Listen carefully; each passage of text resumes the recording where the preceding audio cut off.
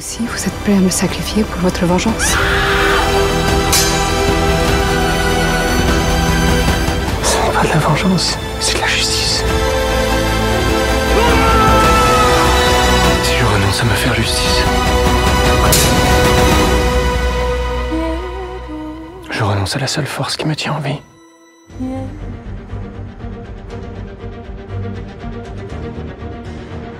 Eh bien bonjour à toutes et toutes, bienvenue dans cette nouvelle vidéo critique de film. Aujourd'hui, on va parler du film Le Comte de Monte Cristo, réalisé par Mathieu Delaporte et Alexandre de la Patelière, déjà derrière le dit pic, les Trois Mousquetaires, et on y reviendra.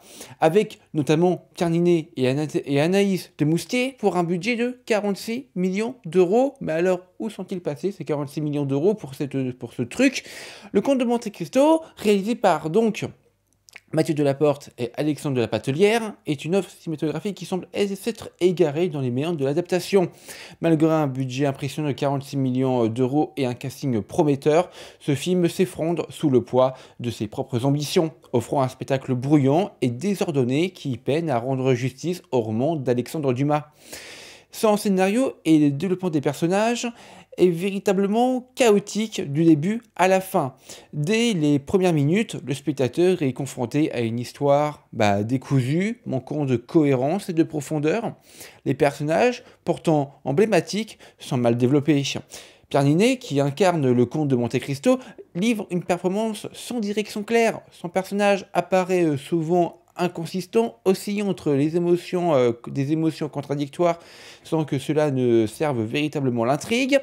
Anaïs de Moustier et Anna Maria Votolomei, désolé si j'ai écorché son nom, quant à elle, ne parviennent pas à tirer leur épingle du jeu dans des rôles secondaires mal écrits et sous-exploités. Laurent Lafitte, malgré son charisme habituel, est également victime d'un script qui ne lui rend pas justice, ses apparitions à l'écran étant souvent anecdotiques et sans réel impact sur l'histoire. Bon anachronisme et des incohérences, à tout va. Je vous jure les amis, j'ai pouffé de rire dans la salle, parce que, avec cette séquence que je vais vous expliquer. L'un des aspects les plus troublants du film, c'est son usage maladroit des anachronismes. Le film, censé se dérouler dans les années 1810, introduit des éléments et des références totalement inappropriés pour l'époque. Un exemple particulièrement flagrant est une scène où un des personnages fait référence à Cendrillon avec la réplique, ouvrez les guillemets, je cite, « Nous devons partir, notre carrosse va se transformer en citrouille ». Cette référence est non seulement anachronique, mais elle est trahie également une méconnaissance grossière de la chronologie, puisque la version de Disney date de 1950. De plus, le film présente des éléments technologiques qui fait toute logique de l'histoire, en fait, toute logique historique. Une scène montre le personnage principal découvrant un stand de tir caché derrière un mur qui s'ouvre d'une manière futuriste, rappelant plus d'un film de science-fiction qu'une adaptation d'un film classique littéraire. Cette séquence, qui se voulait probablement impressionnante, est accueillie par les rires du public, soulignant l'absurdité de l'instant et brisant l'immersion nécessaire pour apprécier un tel drame. Parce que là, franchement, j'en peux plus.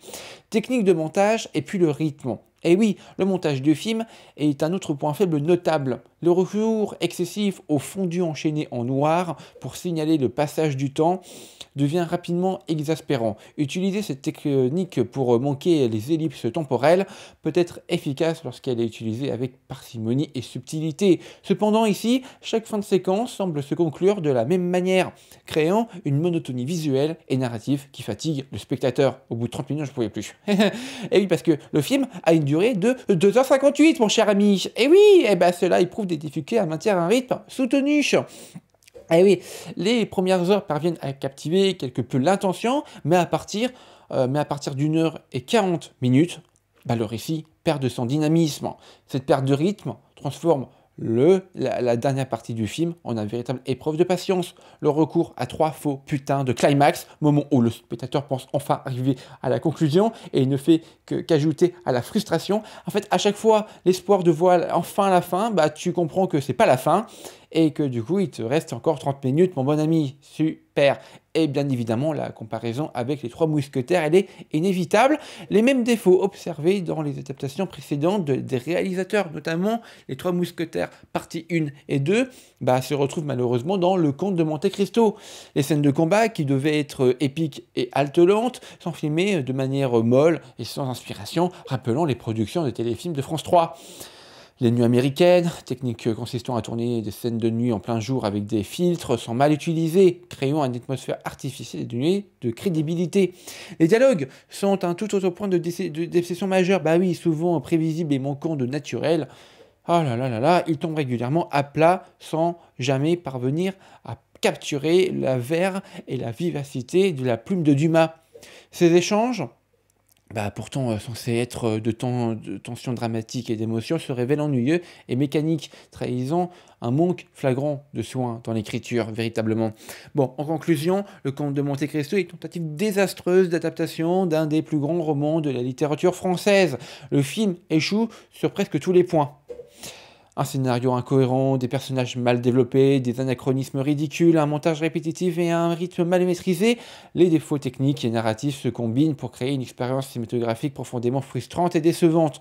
Au lieu de rendre hommage à l'œuvre de Dumas, le film ne fait que trahir son essence en offrant un spectacle qui, loin de captiver et d'émouvoir, ne suscite que l'ennui et la consternation. En un mot, Le Comte de Monte Cristo est à éviter pour ne pas perdre 3 précieuses heures de votre vie devant un tel fiasco. Merci les amis d'avoir regardé cette vidéo. Ciao tout le monde, c'était The Creative Man. Au revoir. Moi aussi, vous êtes prêt à me sacrifier pour votre vengeance?